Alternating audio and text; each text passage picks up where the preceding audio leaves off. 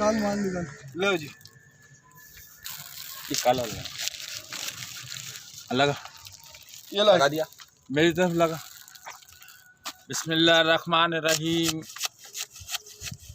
आज हम हैदराबाद आटा की ओनर दादू, जो कि डिप्टी डायरेक्टर हैदराबाद ने एलोकेशन दिए दादू से, और ये माल की जो पोजीशन है ये जानवर भी नहीं खा सकता।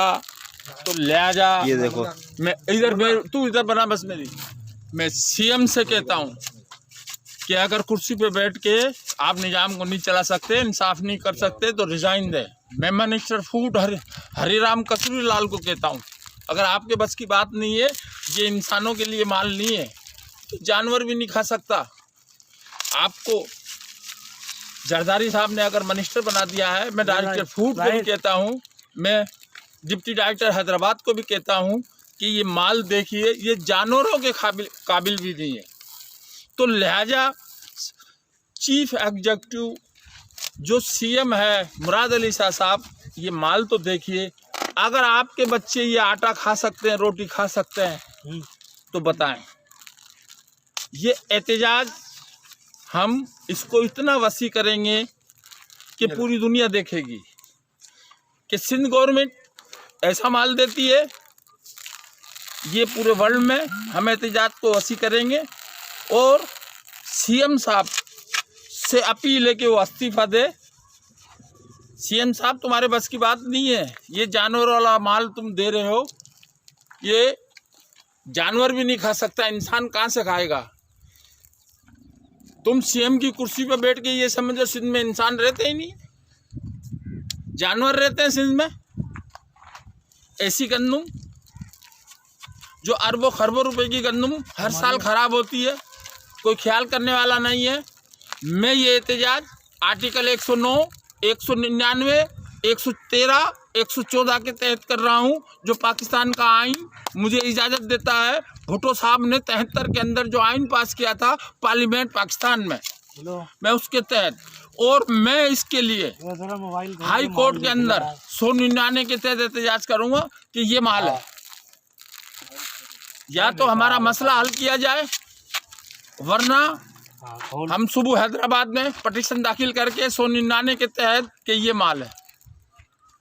सीएम साहब फौरी तौर पे इस्तीफा दे, मिनिस्टर हरिराम कसूरी लाल फौरी तौर पे इस्तीफा दे, डायरेक्टर फूड इस्तीफा दे, और डिप्टी डायरेक्टर हैदराबाद इस्तीफा दे, डिस्ट्रिक्ट फूड कंट्रोलर हैदराबाद इस्तीफा दे, फूड डिपार्टमेंट बिल फौरी तौर पे इस्तीफा दे, कैबिनेट को चेंज किया जाए। ये जानवरों जैसा माल कौन खाएगा? क्या तुम्हारे बच्चे ये माल खा सकते हैं?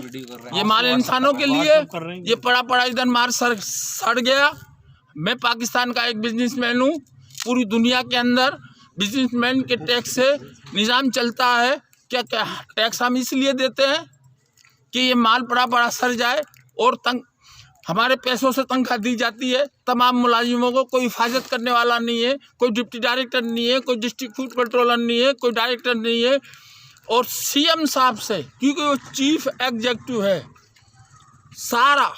सारे मिनिस्टर उससे नीचे हैं, तो लिहाजा सबसे पहले सीएम इस्तीफा दे। बिलावल भुट्टो साहब, ये देखिए माल। जरदारी साहब, आप कहते हो हमसे कुछ सीखो, ये माल देखो तुम्हारे सिंध में क्या हाल हो रहा है। अगर भुट्टो साहब दुनिया से अगर चले गए हैं, मोहतरमा बेनजीर भुट्टो अगर दुनिया से चले गई है, तो सिंध का ये हाल है आज। बिलावल भुट्टो साहब जानवर भी नहीं खा सकता, तो लिहाजा आप सियासत छोड़कर कोई दूसरा काम करें। ये माल की हालत तो देखो कम से कम। ये एहतजाज इतना वसी करेंगे, ये पूरे वर्ल्ड में फैलाएंगे।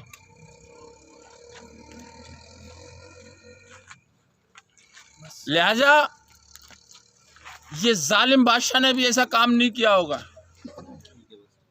अगर ये माल इंसान खा सकता है, तो फिर मैं सिंध गवर्नमेंट से पूछना चाहता हूँ, ये सड़ा हुआ माल, ये बदबू वाला माल, जिसकी कोई हिफाजत करने वाला नहीं, पैसा आवाम का हो, नेल्सन मंडेला अपनी 11 किताबों में लिखता है ताकत का चश्मा अवाम है।